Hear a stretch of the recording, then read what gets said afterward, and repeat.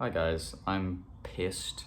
I just filmed this whole video, filmed for like 20 minutes, got into a really good quality flow in speaking, and then my fucking phone storage ran out.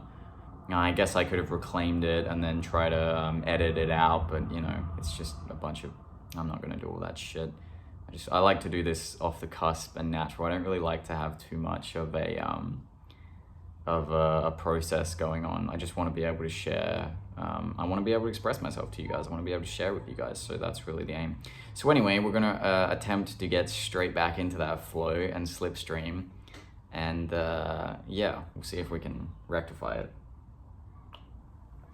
So what I want to talk to you guys today about a little bit is I want to talk a little bit about pornography. Pornography and really just sex, and this is going to be geared mostly towards younger guys, guys who are in your teens or your 20s. If you're an older guy and you're trying to get some insight on pornography from a different angle, like I'm sure you'll get some value too from hearing my experience, some of what I've recognized in it. And yeah, I hope you get massive value out of this. So let's talk a little bit about pornography. So for me, the first time I ever watched pornography in my life, I remember I was 9 years old and I was at my friend Connor's house, and him and this other kid, these both rougher kids. I was probably like the gentler kid in the group.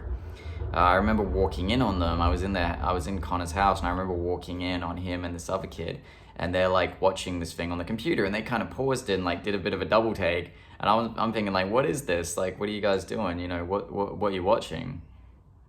And they kind of just like sort of shrugged me off. But I was like, what? I can see a naked girl. I knew enough to know what a naked girl was, but I just I didn't understand like anything to do with that. And I was just like, what are you guys even doing? And they were just basically, they left me by saying she was just playing with her pussy. I remember that's what they said. She's just playing. I remember asking like, so she's just playing with her pussy, and they're just like, yeah. And I was like, oh, okay. Guess I didn't really think about it much after that. So after that, I never even thought about porn probably very much. I think I did have some sexual thoughts even at a really young age like that. Like I was starting to get curious pretty early on. But really, porn came into my life when I was about 11 or 12 years old, because that's when I started to get into masturbation. I was like, no one ever told me anything about masturbation, but I just got into jerking off myself. It was just like something I kind of figured out that felt good. And it was only really about a few months, or maybe even like closer to a year after I started to watch porn and jerk off, that I realized that, my friends were like doing that same thing. And I think like 11 or 12-year-old, you just have no idea how stimulating this imagery is. And this it like blows you up inside basically. And I didn't have any knowledge of if it's going to be good or bad, or I think the only warning sign for me was that this was so deeply exciting for me at that age that it was almost like felt a bit sinful, because it was like, how can I experience something this exciting, like so stimulating and so exciting? I think that was kind of where there might have been a bit of apprehension. So anyway, I kind of gradually kept watching porn and jerking off, and I was pretty into it. I realized as I got a bit older, I was more into it than most of the people who I would talk to about it. Like they weren't really like I remember by the time I was 15, I had a strong affinity with porn. I'd been, into it for a few years, and I was really into it. And I remember I used to have like 2 monitors, and I used to have friends over, and when I'd have a friend over or friends over, sometimes I'd be like, oh, check this out. And I'd like throw on some porn, and they'd kind of be like, what the hell? Like, why are you putting on porn? Like, it's kind of weird. And I think that was kind of like my light level autism probably showing through, that sense of like not really understanding if it's like appropriate to do so or not.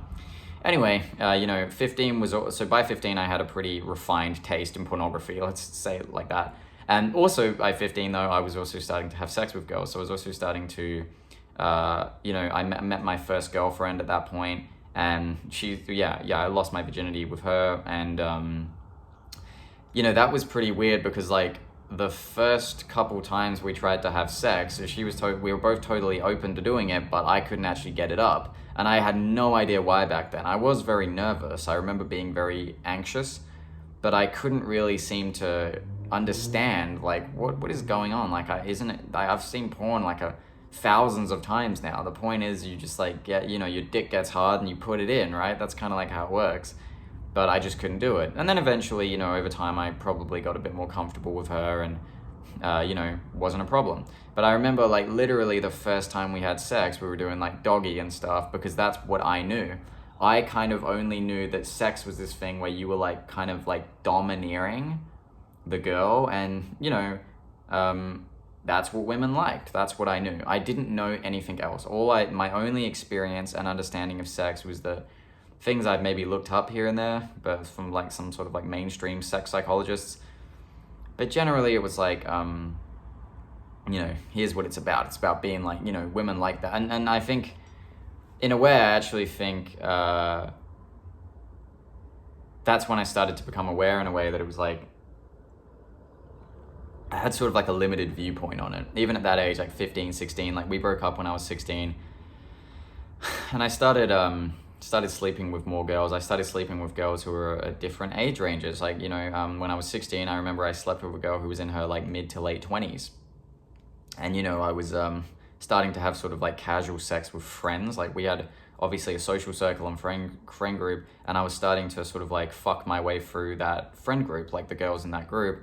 And I sort of always like quite felt like a strong affinity towards love and sex, but I always kind of went back to porn, and I actually always enjoyed porn a lot more than sex. Like, when I was actually having sex, I enjoyed getting blowjobs a lot more than actual sex, but I really enjoy pornography. And that's what I'm hoping to share a bit of insight on as well today, is like how pornography sort of just becomes if you grow up into it, this is a new part of like porn wasn't so ubiquitous 20, 30, 40 years ago, right? Porn has become so ubiquitous that it's just part of like the modern psychology, particularly the modern male psychology. Pornography is so imbued within our psychology, within our whole understanding about sexuality and self, that we just kind of look at it as completely normal a lot of the time. And nowadays there's some more there's some counterpoints of view. There's some like TikTok videos and red pill culture and stuff who are sort of like speaking out against porn. Even what I'm saying right now to some extent is like that. But yeah, porn becomes such a regular thing in your psychology.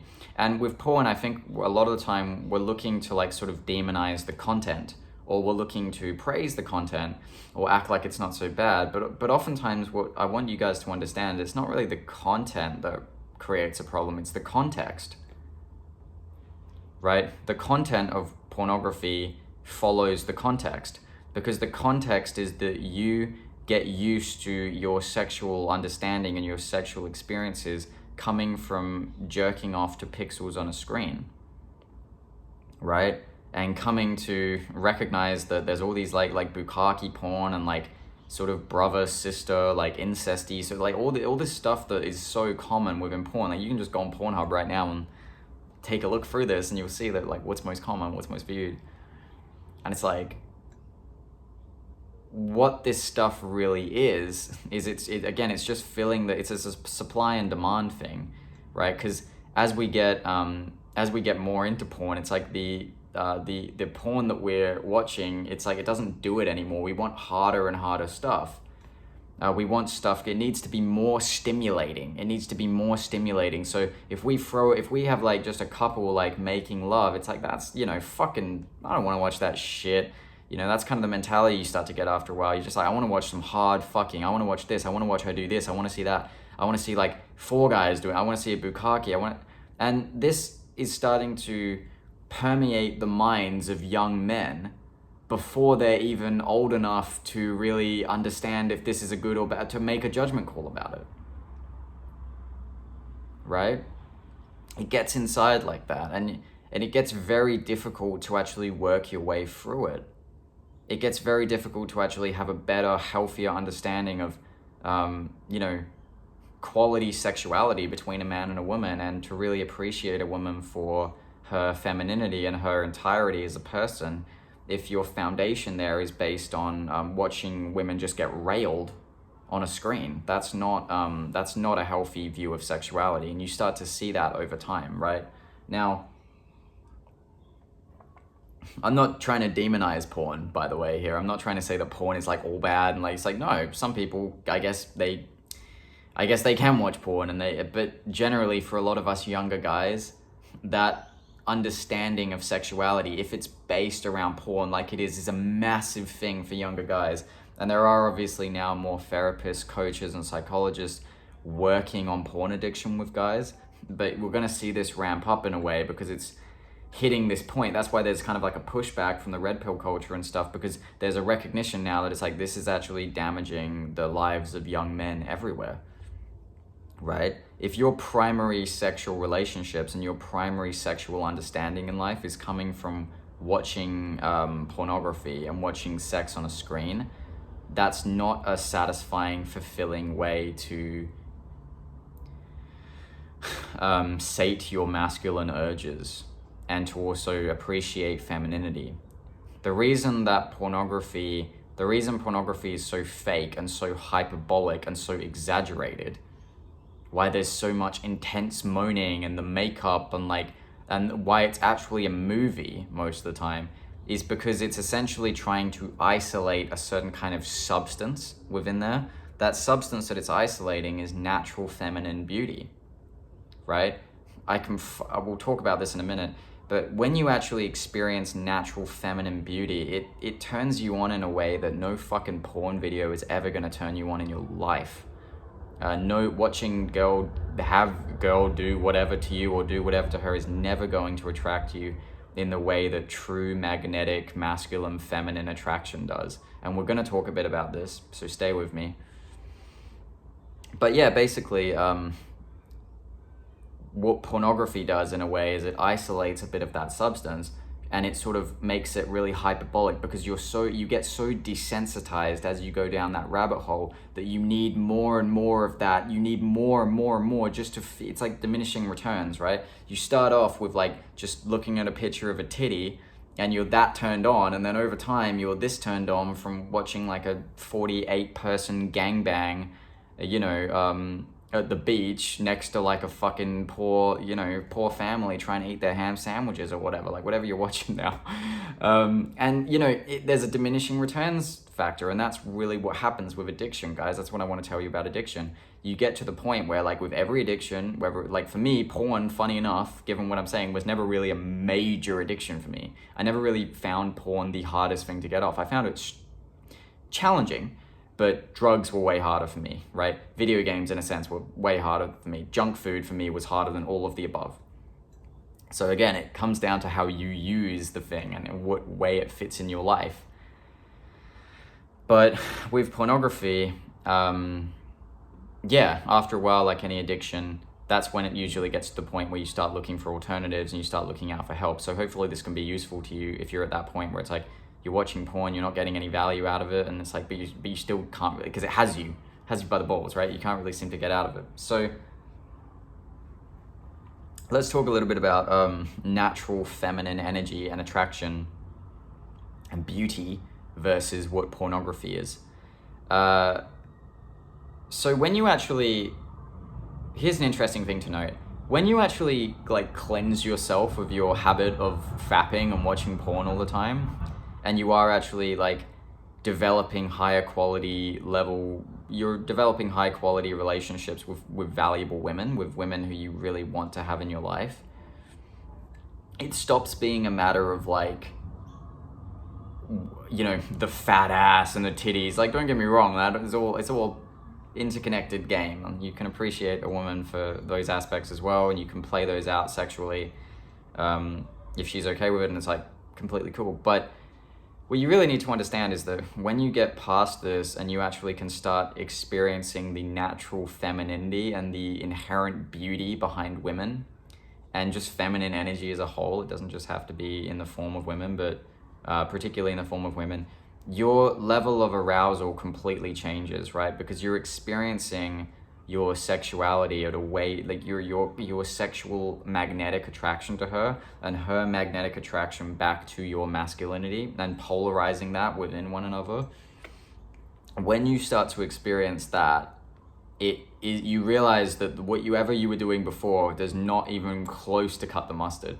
Because when you actually start making love with women who you really care about and who they care about you, and you have a genuine connection with them, you love them, you care about them, you want to have like a good connection with her, the sex goes from like this intense experience where you're like pumping yourself inside of her so you can, give her an orgasm and then you can come, and then it's like, yeah. It goes from that to like enjoying every single thrust and enjoying looking each other in the eyes and enjoying what you're creating together. And it's tense in a way. It's way more tense because, for me when I was younger, when I used to have sex, it's like I noticed I never would really like, so I noticed this later on that I wasn't really like comfortable looking girls in the eyes. And it's because I had a lot of this shame and guilt associated around sexuality. I was very uncomfortable with my body. I was very uncomfortable with expressing my desires to a woman and having her desires expressed to me. I just kind of wanted, that's why I would like resort to fucking. It's like, I'm just gonna fuck, take control of the situation. But actually it was a lot of fear there. I'm really, nowadays that I'm having relationships and connections where I actually really appreciate women's beauty and I can actually make love in a way that suits. And don't get me wrong, sometimes it's rough and fast and you can enact those things. And then other times it's more like gentle, and then other times usually it's somewhere in between those things. It's sort of like an interplay. Very loud siren to accompany us. Usually it's something of an interplay between those things, right? But when you actually start experiencing this beauty in women, you start to recognize that it's not the moaning and the fat ass and the titties and whatever that turns you on. It's her actual feminine beauty, guys. It's the way that she moves her hips. It's the way that she it's her beautiful flowing hair. It's like the glow you feel when you look into her eyes, right? It's how she has like a little subtle bite on her lip. It's how she like literally cannot stop herself laughing. Like, guys, do you ever notice how fucking sexy it is when a girl cannot stop laughing? Like, she just finds something you said or just something in general so funny. It's like, have you ever felt that from a woman? It's like she finds something so funny, you just want to like grab her and you just can't. You just want to like kiss that. You want to kiss her. It's like, again, like I'm lost for words saying it because there's almost like, it's very like, it bubbles up from within you. It's hard to like channel. It's just, there's so much affection and passion for how gorgeous she is and how much you find her gorgeous, and you appreciate her. You don't look at her as like some object that you can fuck, you look at her as like a whole other human being, this amazing person who's like spending time with you, and she gets to experience you as the amazing person you are. And when you're doing that, it's like you take a whole different approach, right? You don't look at it like I'm just gonna like get laid. Like, getting laid is a part of it, but it's only one part of it. Getting laid will come as a consequence from you actually having good quality social connections with women. Whether that's one woman, or whether that's multiple, or whether you need to, whatever it is you need to actualize on your path, that's really what you want to come down to with it. So yeah, anyway, now I'm kind of at the point where I don't watch porn anymore, and I've had to kind of put it behind me because I recognized that it didn't feel right at some level every time I would jerk off or I'd watch porn. I'd do it, and it's like, I didn't hate myself after I did it, but I knew at some level that it was actually kind of like detracting from my life, and it was sort of taking away from what I actually wanted. It was sort of taking away from what I actually wanted with women, which was a high quality, loving, caring relationship. And cultivating that has been more beneficial than any amount of pornography ever was. Because again, it's not the content, it's the context. What's the context around creating a loving, high quality relationship? Well, the context is that I want to be able to have a deep connection. I want to be able to explore this human being. And yeah, also I want to be able to make love to her. And I want her to have all that with me. That's a very aligned thing. Cultivating that makes sense to me. Cultivating a relationship, the context of porn is like what? Having this like overexcited, sneaky wank to pixels on a screen, and then after feeling like sort of like an ambiguous shame and guilt, or like, mate, is it good, is it bad, or like, oh, I don't know, and then like jizzing into like a sock.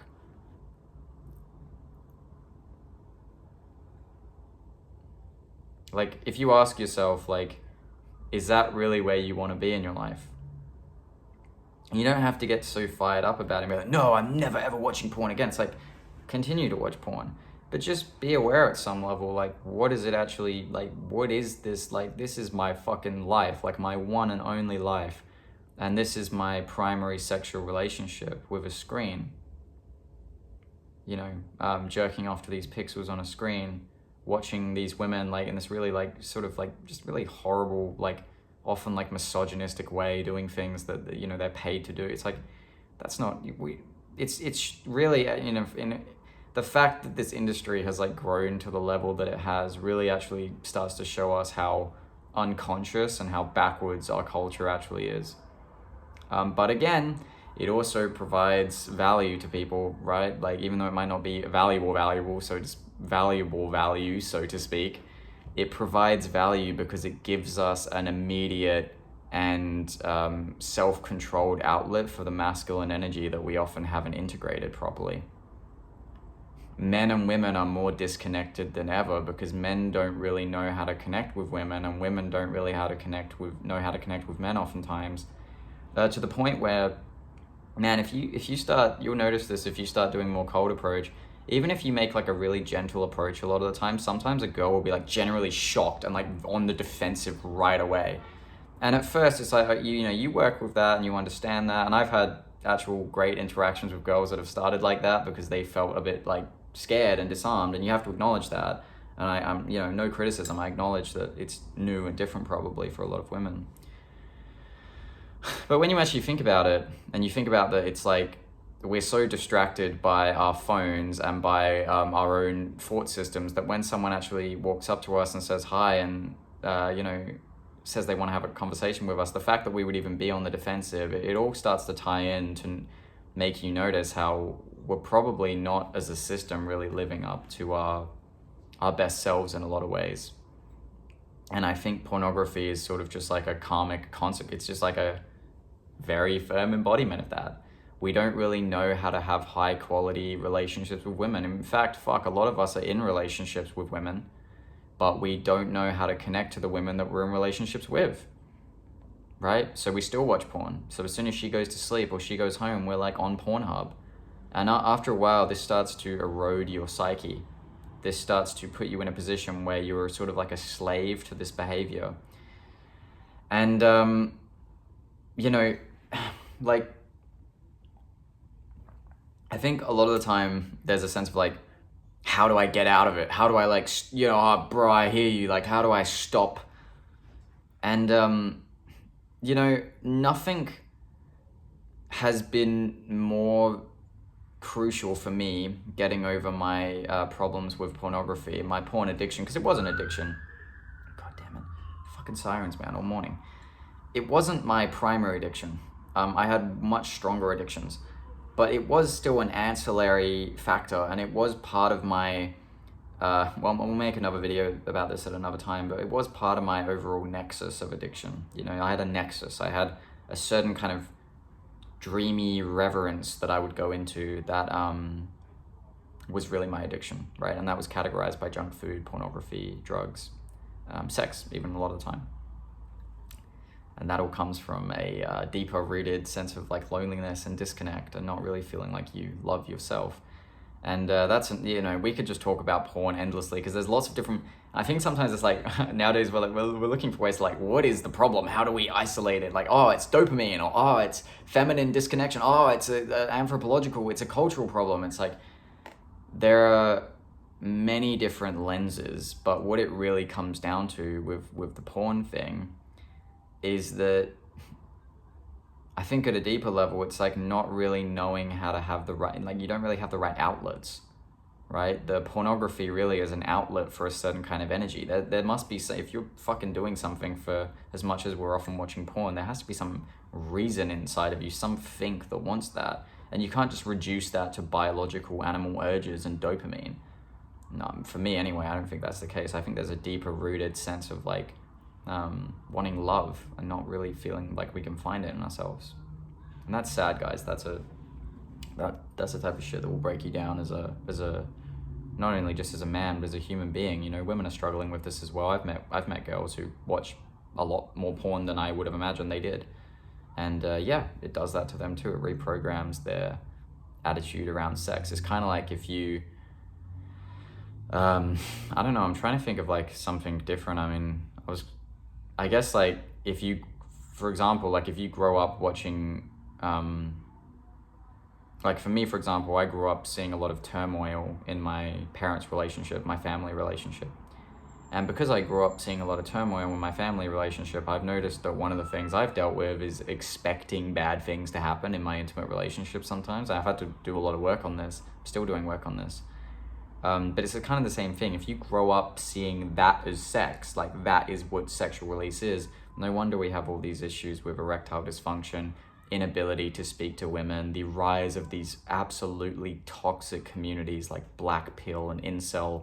Just honestly, if I could give you some advice on those communities, don't even acknowledge their existence. Just basically, there are some things that are worth investigating and like drawing value out of and like seeing and then putting down, but don't feed those people. Like, because when you have these traumas and these difficulties and this disconnect from feminine energy and relationships, you have to work with that, and that's your fucking prerogative. You need to do that. But if you get down there and then you decide, no, I'm going to be a victim down here and it's the world's fault and it's not my responsibility, yeah, you're stuck, man. There's no real, until you admit that. You're not stuck once you admit it. Once you admit it, you can start working on it. But it's like, if you start building an ego defense mechanism around how like, oh, you can't ever get laid, and it's like, nah, man, that's just, you know, that's just ridiculous. That's like, you're creating a self-fulfilling prophecy for yourself. So don't even acknowledge the existence of those communities. Just ignore them and just let them do their thing. They'll die out eventually because it's so fundamentally flawed. Anyway, just kind of I'll just end up keep ranting on after this point. But I hope you got some value out of this. I hope you got some value out of hearing a story that's kind of been like someone who's been pretty into porn and someone who's kind of like worked their way through it. I've just kind of said some ideas, and maybe we'll make a video in the future that's more focused on like how specifically to work on this. I'd be happy to do that. But yeah, for now, this is just more of like a personal anecdote. I hope you got value out of this. If you did, subscribe, help me grow the channel up, like the video, and share this if you want someone else to see this, if you got that value out of it. And yeah, until next time, I hope you're having a beautiful day, and that's me.